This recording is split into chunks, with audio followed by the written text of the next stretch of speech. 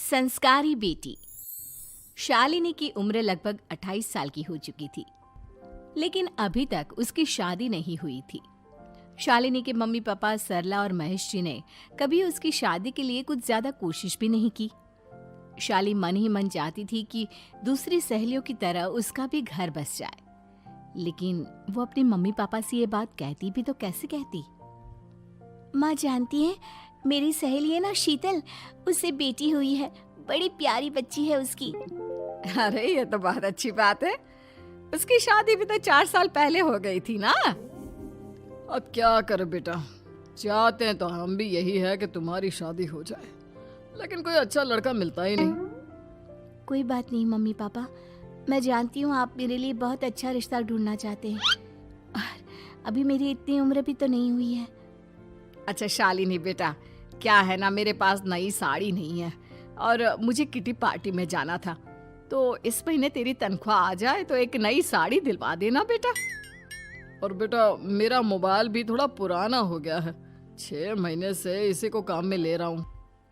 एक नया मोबाइल ला देना बेटा। हाँ हाँ मम्मी पापा। और माँ, आप तनख्वाह की चिंता क्यों करती हैं? साड़ी तो मैं आपको कल ही दिलवा दूंगी। और रही बात आपकी मोबाइल की, तो मैं आज शाम को ही ऑफिस से लौटते वक्त ले आऊंगी। अरे भगवान सबको तुम्हारे जैसी बेटी दे, कितना ध्यान रखती है अपने मम्मी पापा का। पापा, आज आप दुकान नहीं जा रहे हैं क्या?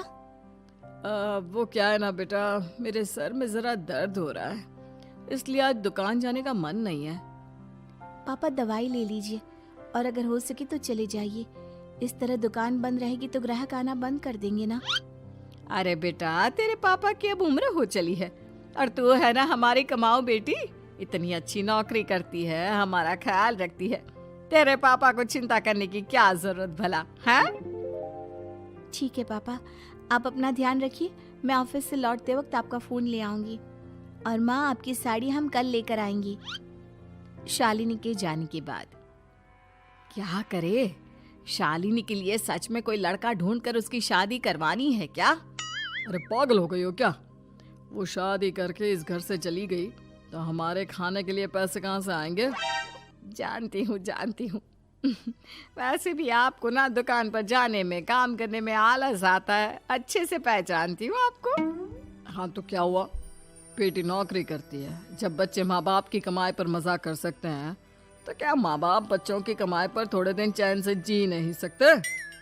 अरे वो तो हम जी रहे हैं ना, देखा ना हमारी बेटी एक ही बार में हमें मोबाइल और साड़ी दिलाने के लिए कैसे फट से तैयार हो गई। एक दिन सरला की एक पड़ोसन अपने भतीजी का रिश्ता लेकर सरला के घर आती है। सरला बहन, ये मेरा भतीजा है प्रशांत, इसके लिए रिश्ता ढूंढ रही थी बहुत दिन से। अचानक से तुम्हारी बेटी का ख्याल आया। इतनी सुंदर और अच्छी नौकरी वाली लड़की है, मुझे तो बहुत पसंद है। अरे तुम्हारे पसंद करने से क्या होता है, मेरी बेटी को भी तो तुम्हारा भतीजा पसंद आना चाहिए ना। हाँ, ऐसे थोड़ी ना कि तुम्हें हमारी लड़की पसंद आ गई और हमने रिश्ता कर दिया। मेरा भतीजा बहुत बड़ी कंपनी में जॉब करता है। अंकल जी, मैंने आपकी बेटी को देखा है और वो मुझे बहुत पसंद है। हाँ, तुम्हें तो पसंद है, लेकिन हमें भी तो उससे एक बार पूछना पड़ेगा ना। तो बुलाइए ना शालिनी को, उससे पूछ लेते हैं कहाँ है वो। ऑफिस गई है और उसको आने में अभी देर लगेगी। लेकिन तभी शालिनी ऑफिस से आ गई। ये लीजिए, शालिनी भी आ गई। अब आमने सामने ही बात कर लेते हैं। आओ आओ शालिनी बेटा, इससे मिलो। मेरा भतीजा प्रशांत प्राइवेट कंपनी में अच्छी जॉब करता है। अब बेटा, तुम्हें ये लड़का पसंद है क्या? देखो बेटा, सोच समझ कर हाँ करना, तुम्हारे ऊपर कोई जबरदस्ती नहीं है। मम्मी पापा, प्रशांत की जॉब और उसकी बातें सुनकर मुझे तो काफी अच्छा लगा। मैं उससे शादी करने के लिए तैयार हूँ। ये लो, सारा मामला यहीं के यहीं निपट गया। लड़का और लड़की राजी हैं, तो अब हमें क्या। सरला की पड़ोसन और प्रशांत वहां से चले जाते हैं। अगले दिन, क्या हुआ मम्मी पापा, आप इतने उदास क्यों लग रहे हैं? वो क्या है ना बेटा, तुमने शादी के लिए हाँ कर दी उस लड़के के साथ। तो क्या हुआ माँ, उस लड़के में कोई खोट है क्या? आपको वो पसंद नहीं? अरे नहीं नहीं बेटा, जिसमें तुम्हारी खुशी उसमें हमारी खुशी। हमें भी लड़का पसंद है। तो फिर क्या बात है? अगर कुछ भी है तो आप मुझे बता सकते हैं। तुम्हारी माँ ये सोच सोच कर परेशान है कि तुम्हारे बाद हमारा क्या होगा। तुम हमारी इकलौती बेटी हो, हमारा बुढ़ापा कैसे कटेगा। अब बेटा, हम अपने बारे में सोचकर तुम्हें जिंदगी भर शादी करने से रोक तो नहीं सकते ना। जाओ, तुम अपनी जिंदगी में खुश रहो, हमारा क्या है, जैसे तैसे जी लेंगे। हाँ, बात तो सही है बेटा। कैसे भी करके मैं दुकान का काम कर लूंगा। तुम और प्रशांत शादी करके खुश रहो। अपने माँ बाप की बात सुनकर शालिनी काफी दुखी हो जाती है। उसे लगने लगता है कि वाकई में उसकी शादी हो जाने के बाद उसकी माँ और बाप का ख्याल कौन रखेगा।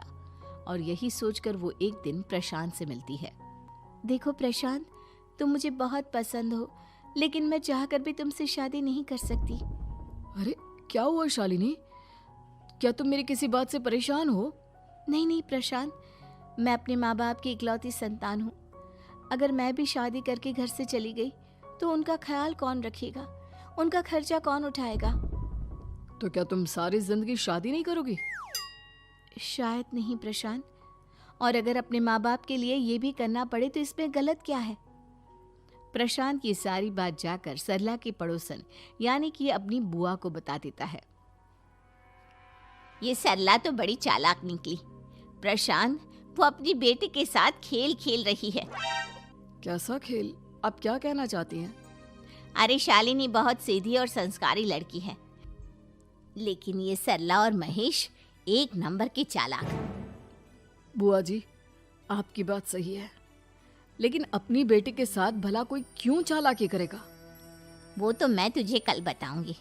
तो कल सुबह मेरे साथ शालिनी के घर चलना। और फिर अगले दिन।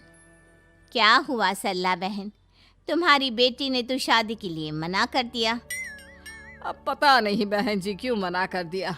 हम तो चाहते थे कि बेटी की शादी धूमधाम से करें। हमारी तो बहुत इच्छा थी कि शालिनी की शादी प्रशांत के साथ हो जाए, लेकिन अब क्या करें, वही नहीं चाहती। आंटी जी, शादी के बाद मुझे अपने माँ बाप की बहुत चिंता रहेगी। उनका ख्याल कौन रखेगा, और इसलिए मैं प्रशांत तो क्या किसी से भी शादी नहीं करना चाहती। अंधी हो गई हो क्या माँ बाप के प्यार में? पहले जरा अपने माँ बाप से सच तो पूछ लो। कैसा सच? यही सच शालिनी कि ये तुम्हारे सगे माँ बाप नहीं है और तुम इनके लिए सिर्फ पैसे कमाने का एक जरिया हो। अरे अरे, ये तुम क्या कह रही हो? सच ही तो कह रही हूँ भाई साहब। अब सीधे सीधे अपनी बेटी को अपनी सच्चाई बताओगे या फिर मैं कोई दूसरा तरीका निकालूं? हमें माफ कर दो शालिनी। वो क्या है ना, हमारी कोई औलाद नहीं थी और जब तुम छोटी थी तो हमने तुम्हें गोद ले लिया था। तो इस नाते तो मैं आपकी बेटी ही हुई ना। लेकिन तुम्हें गोद लेने का हमारा सिर्फ एक ही मकसद था कि बड़ी होकर तुम नौकरी करो और हमारे लिए पैसे कमाओ, क्योंकि तुम्हारे पापा को काम करने में बहुत आलस आता है। और ये सच है कि हम ही नहीं चाहते थे कि तुम्हारी कभी भी शादी हो। कोई बात नहीं मम्मी पापा, आपने मुझे गोद लिया, पाल पोस कर बड़ा किया। भले ही उसके पीछे आपका कोई भी इरादा सही, लेकिन मैं आपकी बेटी हूँ। शादी तो मैं प्रशांत के साथ कर लूंगी, लेकिन उसके बाद भी जिंदगी भर आप दोनों का ख्याल रखूंगी।